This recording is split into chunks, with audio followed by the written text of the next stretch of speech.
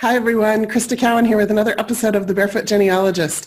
It is time for our monthly edition of What's New at Ancestry. This is for July 2019. We have lots to cover today, so we're going to go ahead and dive right in. We're going to start, of course, with upcoming genealogical events that Ancestry will be attending. The first one that is coming up in just a couple of weeks is the International Association of Jewish Genealogical Societies annual conference. This is a conference that moves locations every year. This year it will be in Cleveland, Ohio, and it will be held the 28th of July through the 2nd of August. If you need more information about this event, you can go to iajgs2019.org. That's IAJGS. It stands for International Association of Jewish Genealogical Societies, 2019.org. There's information there about the program and the speakers. I will be one. Some great exhibitors coming, lots of really great networking opportunities. And so if you want to check that out, you can go to their website. The next conference that Ancestry will be attending is the Federation of Genealogical Societies annual conference. This is another conference that rotates cities every year. This year it is in Washington, D.C., the 21st through the 24th of August. I, for one, am very excited about this particular conference. The opportunity to be close to the National Archives and other great historical sites, both for just the purposes of history and soaking that all in, but also for the purposes of research, is a really exciting opportunity. There are still a lot of great records that are held at the National Archives that are not available yet online, and so I'm already starting my list so that I'm prepared when I head to DC next month. Hope to see you there.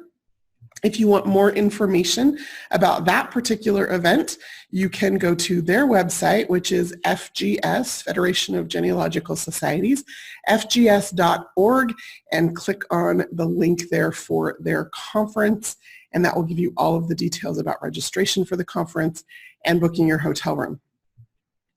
Next up is RootsTech London. So this RootsTech has been here in Salt Lake City for almost a decade now, but this year, for the first time, they are taking it across the pond to London. That will be held the 24th through the 26th of October. So if you live overseas or if you have some family history that you can do in England, there's an excuse to go if you need one. And as you can see from their website here, Donny Osmond is coming, which is kind of fun. RootsTech always puts on a really great conference. I'm excited to see what they do with this overseas.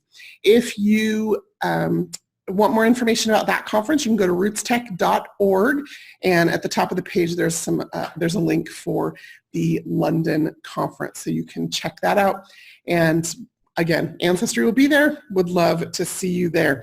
I will be speaking at all three of these events, so please come meet me. I will be in the booth when I'm not speaking, in the exhibit hall in the Ancestry booth.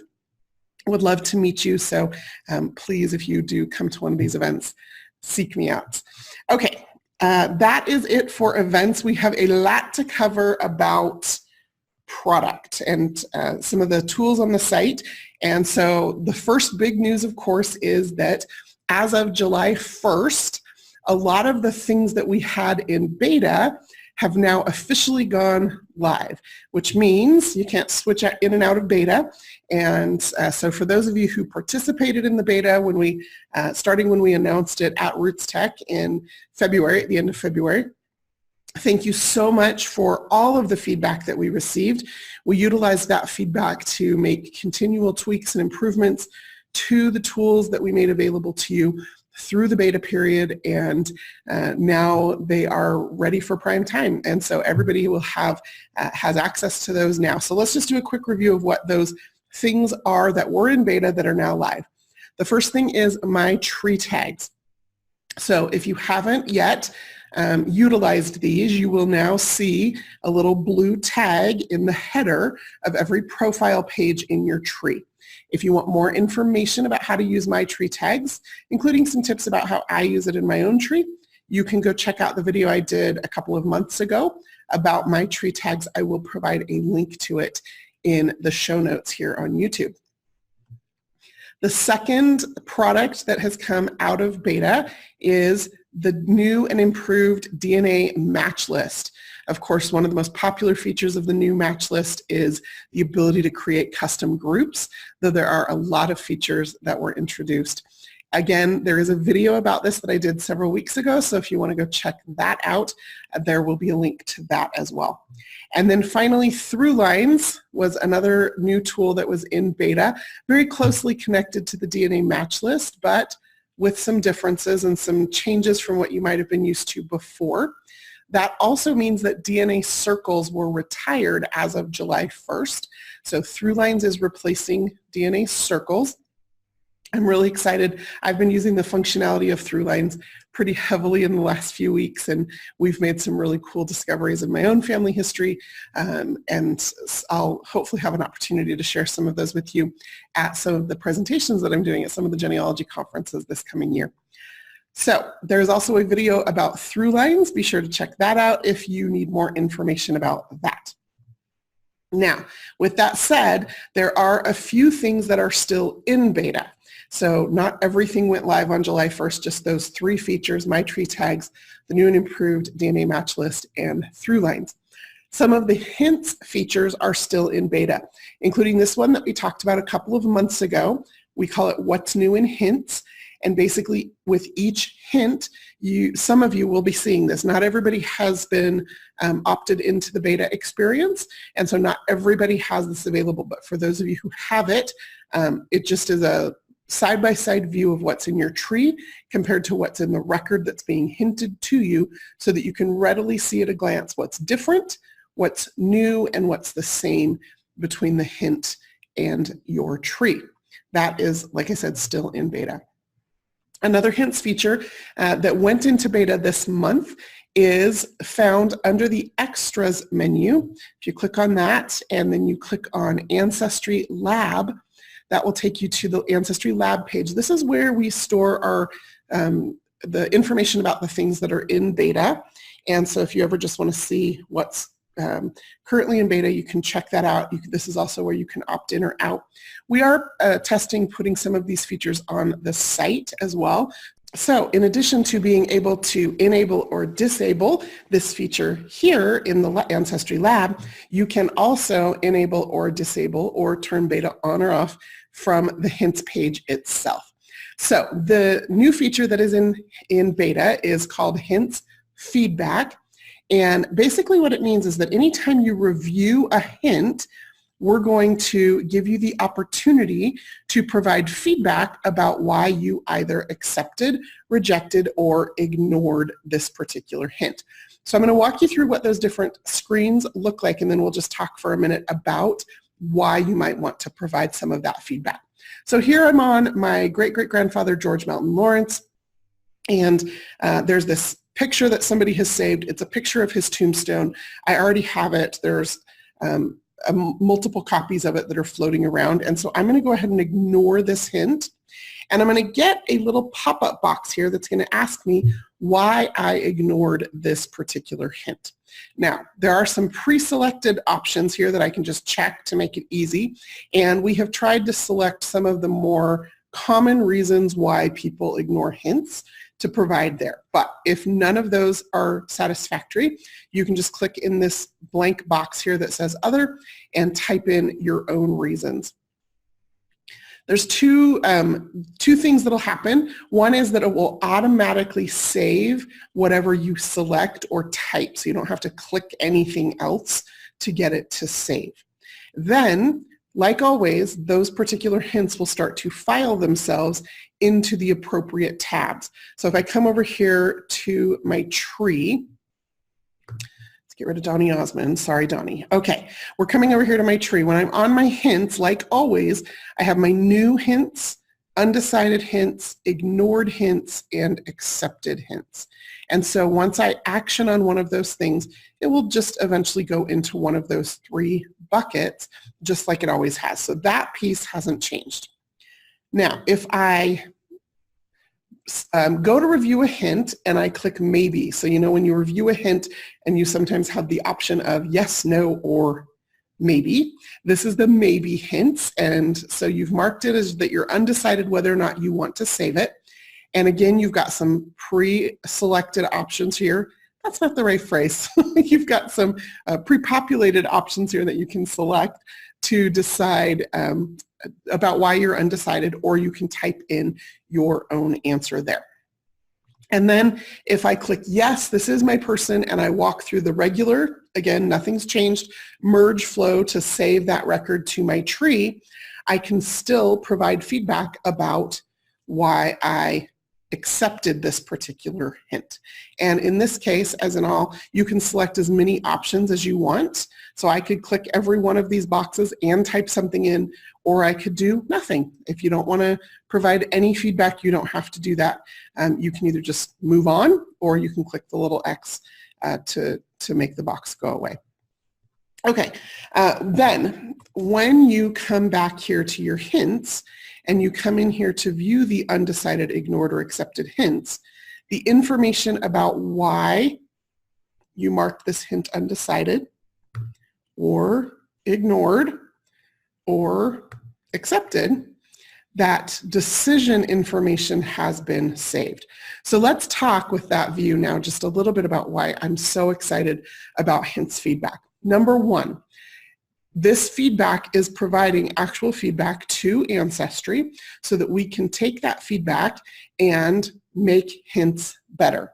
One of the pieces of feedback that we have heard from you loud and clear is that you want better, more relevant hints. And so we are trying to look at all of the data to see that we can provide you with that. And so I'm really excited about the fact that we're getting some of these feedback signals now from so many of you who have already opted into this experience. It's been out for a couple of weeks now to start to improve the hints experience. The second reason, and this is probably for me as a researcher more important, which is this is forcing me to slow down a little bit. Rather than just clicking accept, accept, accept on all my hints, it pops up the little box that says, why did you accept this hint? And I have to actually think about it. And I may even want to do a little analysis right here. So those of you who have spent time with me understand how passionate I am about the genealogical proof standard. And one of the steps of the genealogical proof standard is analysis and correlation of information, which just means we take the information that we're getting and we actually analyze it and correlate it with the other information. And that ensures or improves the probability that we're actually climbing our own family tree and not someone else's, that we're researching our own ancestors and not just that we've grabbed someone who happens to have the same name and lives in the same place at the same time. So this has forced me a little bit to slow down and start to really analyze these records. Now, those of you who know me know I go like to a whole nother level with my note taking, but this is hopefully starting to introduce that concept to those of you who are a little bit new. Now, for those of you who have been doing family history forever and find this gets in your way a little bit, that's fine. You don't have to use it. Again, like I said, if it comes up, you just move on to the next thing. You don't have to do anything with the hints feedback boxes if you choose not to. But for those of you who are new, I would really encourage you to just slow down and take advantage of this opportunity to really analyze each record and make sure that you are attaching things that really are for your ancestors. Because every time you attach a record, it's informing the Ancestry system that this is the right person and the right information, and then we go look for more records that match that. And so if you've incorrectly attached something, you could end up with a whole family tree that is not really your family, and I don't want that to happen to anyone. So we want hints to be better, you want hints to be better. Hints feedback beta gives you the opportunity to provide us with that feedback so that we can make hints better. And then of course, it plays right into the genealogical proof standard as well. Okay, so we want also for you to understand that every time you accept a hint or reject a hint, that we now are updating your hints. So it used to be you'd put some information in about a person in the tree and Ancestry would deliver you a bunch of hints about that person, and then those hints would just sit there. And you would go and you would maybe change something in your tree, and the old hints would just still sit there even if they were no longer relevant. And so now we are updating hints. So we are updating hints every time you add a record. We will add new hints if they're available. We will remove irrelevant hints from your list. So your hint list, rather than being static, is going to start to become a little bit more dynamic and responsive. So we'll remove some hints if they're irrelevant. Your hints list may also be resorted. So we're going to try and provide more relevant hints at the top of the list, and then as you go down the list of hints on a person, those hints might end up being resorted. And then anytime you add a fact or a relationship or delete a fact or a relationship, it will cause the system to check for any updates to provide to your hint list. So any new hints to add, any irrelevant hints to remove, or any resorting that needs to happen. That's hints.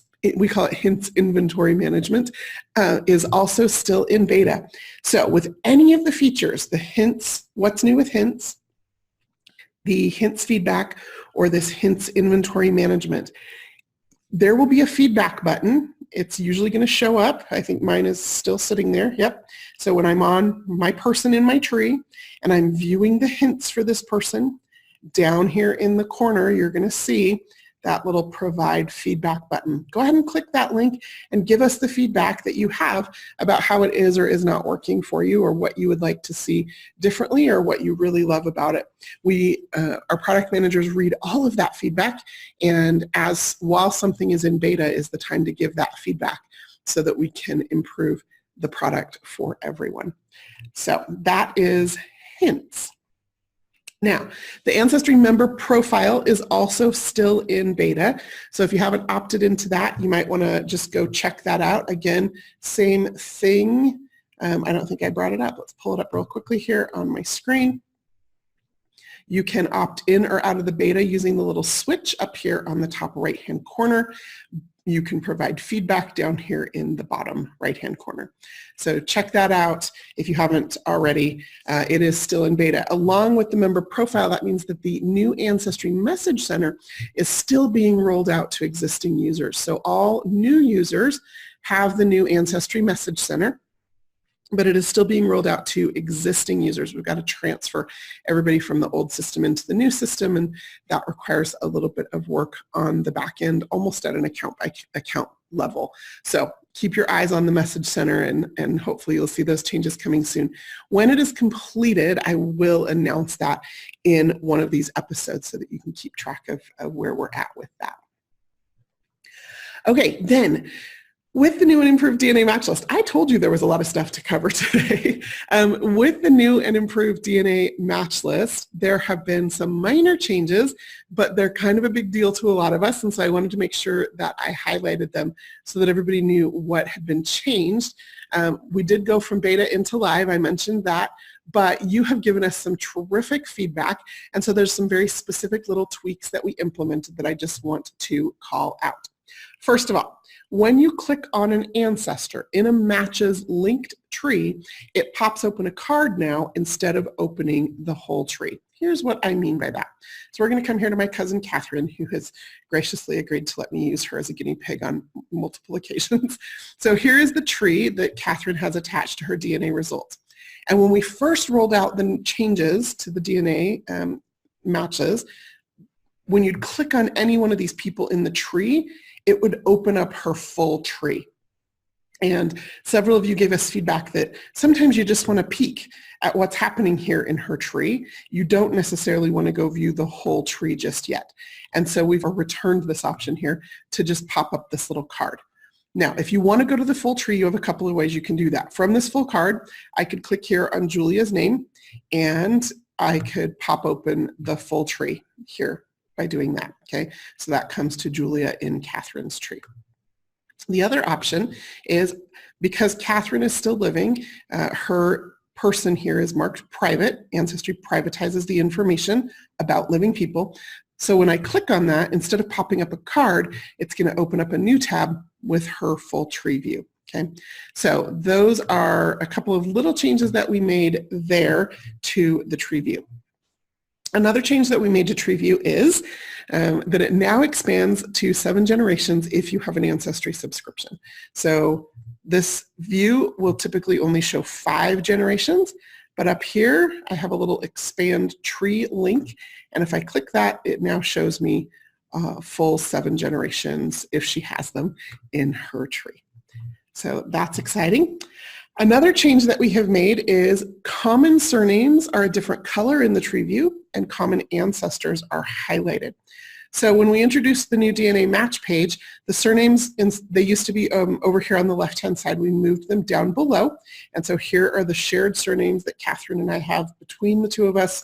I could just see the full list of names in her tree, toggle back and forth between that. But the recent change that we made, as you can see up here, she and I both have Inman and Beeman in our tree, and the names are highlighted in green, the shared surnames, so I can pick them out, Cowan, on her tree. We also have common ancestors, and those common ancestors that are listed over here on the left are also now highlighted over here on the right in the tree view with a little leaf hint because that is the common ancestor hint. Okay, hopefully that makes sense. Then you can now also view multiple common ancestors. Now, I don't know about your family, but my family, there's lots of intermarriage that happens on both sides of my family. I used to think it was just my mama's family from Arkansas and Tennessee, and I used to make all sorts of jokes about that. But as my dad and I have spent more and more time with our DNA matches and trying to figure out how everybody's connected, we're actually discovering that his family may have a lot more intermarriage than her family. And so it's become a little bit of something of a family joke. So this is one of my dad's cousins, and we thought, well, we knew he was related to us on my dad's side of the family. So this is my great-grandma that I knew. She was from Texas, and her parents were both from Germany, and we knew that this cousin, we knew that he was a descendant of them. Amanda's my great-grandma's sister. Julius is my grandpa's first cousin. So this guy is my dad's second cousin, and this match is my dad's second cousin once removed, my third cousin. So we knew that relationship, but when the DNA came out, we discovered that his mother is also related to my grandmother. So down here you see this little common surname Heiner highlighted in green on this 5th generation down here on the chart. And now over here on the left under common ancestors, you can see where it says view more possible connections. And when we pop that up, we see there's Julius and Joanna from my grandpa's side of the family tree. And here is Johannes Balthasar Heiner from my grandmother's side of the family tree. So we are related to him on both of my dad's parents' side of the family tree through both of his parents. And that was a fun discovery that we made with DNA. But now we can see all of those possible connections as common ancestor hints if they've been done. So, okay, it is time for content highlights. Let's dive right in with these. We have put about 20 million records online since the last time we did a monthly update. For those of you who've never joined us for a monthly update before, let me just quickly show you in the card catalog, which is found under the search menu. You can sort this list by date added, and that will put all of the new records at the top of the list so that you can see what new content has been added. This little new tag over here on the far right, we leave on there for 90 days. I check it. I tend to check it every couple of weeks, but if you don't check it for a little while, that's 90 days that stays on there. You can also hover over any title, so you just move your mouse over it. You get a little pop-up card. That little pop-up card tells you the date that Ancestry published that particular set of records. So that's kind of fun because you get that little that little bit of information without having to click through to view anything. So let's talk about some of the records that we have released in the last several weeks. So we released 4 databases of records from Essex, England, and they are Church of England records. So we've talked about this before, but let me just give you a quick refresher. When governments collect vital record information, What they're usually collecting is birth, marriage, and death information. And so they're the ones who issue birth certificates and marriage certificates and death certificates.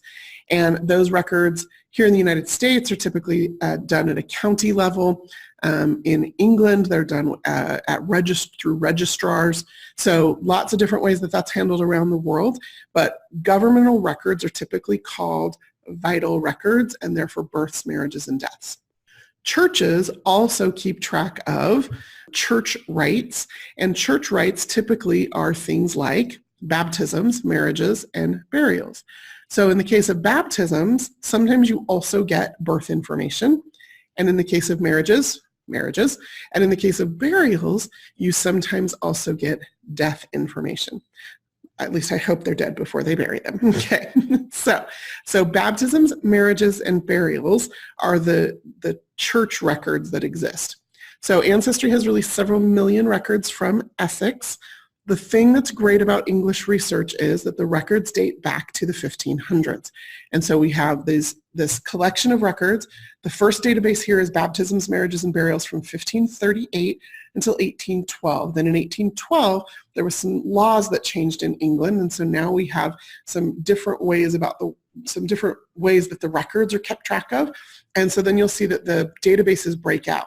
So what happens is, previous to 1813, often the parish registers were a single register for all the events that the parish priest officiated over. So you'll have baptisms, marriages, and burials sometimes just mixed all up in with each other, right? Usually in chronological order as those events occur. But then we start to see individual registers kept for births and baptisms, marriages, deaths, and burials. And so that's why you see some of this. Sometimes you'll see 3 or 4 different databases, and that's why. And we don't put them all into one database because we try to stay true to the original organization of the collection of records. So depending on the time period, you might have to check a database or 2. In the case of marriages, for example, we've got some overlap here from 1754 through 1812. Now the great thing is, of course, that these records run into the 1900s, so if you're looking for more recent family members, that's going to be super valuable to you. Okay, next up we have wills, and probates, and I practiced saying that because saying wills is not easy. Wills, and probates from 1513 to 1858. If you haven't spent time with probate records before, I would encourage you to just play around with some of these databases so that you can start to understand what the records are and what kinds of information is available in them. Wills and probate records are a phenomenal resource, particularly as you start getting back into the 1800s, 1700s, because there's not as many birth, marriage, and death records available. There are sometimes church records, but if your family was not affiliated with a particular religious organization, or if the records were sparse, or if something happened to them, you might not find details in those kinds of records. Wills and probates, because they're a court record, because it involves property very often, they're going to be more readily available. It's more likely that they survived. There are going to be really great details in some of them. And don't discount them as a source just because your family may have been poor. So I come from very poor farmers, very, very poor farmers in the hills of Tennessee and Arkansas. And they didn't have a lot of property, but every once in a while we find a really detailed will that has a lot of great and rich family history information about the connections in the family. There's some fantastic clues to who married who and what mom's maiden name may have been and who the daughters married. And so lots of really great information in those records. I highly recommend becoming familiar with using them. And this just happens to be a new collection of them that's come online for those of you with Welsh ancestry. And then we also released a collection of birth, marriage, and death indexes out of Staffordshire. And I've talked about this before, but I've seen it coming up on Facebook quite a bit lately. So I just want to reiterate the fact that sometimes Ancestry is able to get the images of the records, and sometimes all that the library or archive will provide us is an index to the records that they hold. And so In this case, these are just indexes, but they're still super valuable. I did a video on index-only records, and I will link to that in the show notes as well. So if you haven't had a chance to watch that, or if you need a quick refresher, you can go check that out. Now, we do also have a whole new series of what we call web records. So I just want to point these out here on the card catalog so that you can see what they look like. Make this a little bit bigger for you. Whoa, too big. Okay, let's just take a look really quickly here. Some of the databases on Ancestry, as you can see, have the word web at the beginning, and some of them do not. If they do not, Ancestry has published whatever that collection of records is on Ancestry.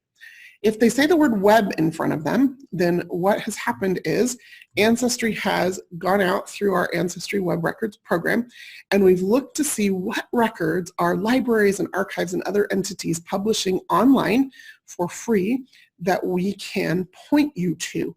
Because we want you to be able to, come to Ancestry and find what you need to find, but if we can't publish the records on our site ourselves, we want you to know where those records are held. And then B, we want you to be able to attach the source citation for that record very quickly and easily to your tree. So we've created an index to records that are freely available online, and we allow you to search those, and we'll start hinting some of those as well. The thing about Ancestry Web Records is that they are free to access. So you do not need a current Ancestry subscription in order to search these databases and follow the links through to the original source. Sometimes, however, you do need to research once you're redirected to the publisher of the record. And I'll show you what that looks like here in just a minute. So let's start with these selected Florida county marriages from 1905 to 1915 as an example. So if I come in here, there's a little link over here that tells me about this collection and who published it and where it's found online. But I do this with all new databases. I just will type in a generic, let me try that again, a more common surname, and just do a search just to see what comes up so that I can familiarize myself with the database. So I'm not going to take the time to fill out the whole thing, the whole search form, because I want to understand the records before I start looking for my people. And then I'm just going to come in here and I'm going to click View Record. That's going to take me to this record page. Let me go back out to normal size. And then on the web records, there will be a URL or a link that will take you to the place on the web where Ancestry found these records. And like I mentioned, sometimes you have to research.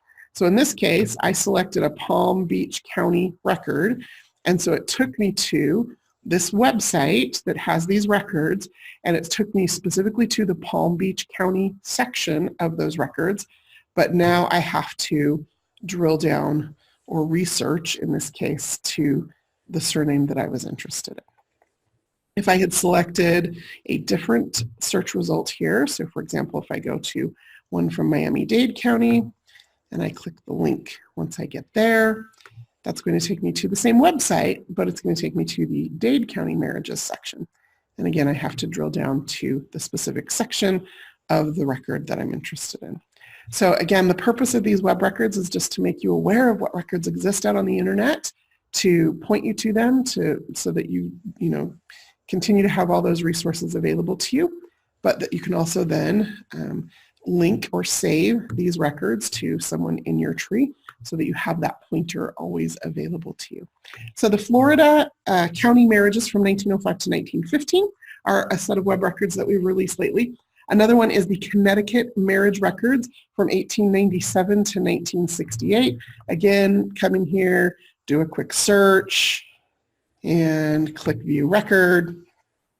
It's going to take me to a page with a link that then opens up the Connecticut State Library, in this case, website. And here I have to then research using their index or their search functionality. So we know the record exists in there, but we can't point directly to the record in all cases. So we've got marriages for Connecticut, we've got deaths for Connecticut, we've got Wayne County, Indiana marriage records from 1811 to 1903, and then the one that I'm most excited about is the Idaho Reconstructed State Census for 1890, So I can come in here. I've got some family up in Idaho that I need to go look for, and I'm going to do just a test search to see what comes up, to see if I can understand these records and what they mean. Then maybe click out here to the Idaho Historical Society, which is where these records came from, and see what information is going to be available to me and how I have to maybe research these records once I get to their website. Well, that is all I have prepared for you today. I know that was a lot to throw at you, but I need to go spend some time with those Idaho reconstructed census records, looking for some of my family tonight. And so hopefully that was useful information. If you have any questions, as always, you can leave them here in the comments on YouTube. And if you have any suggestions for videos you would like to see in the future, you can email me at ask@ancestry.com with those suggestions, and I will put those together on the list for future video topics.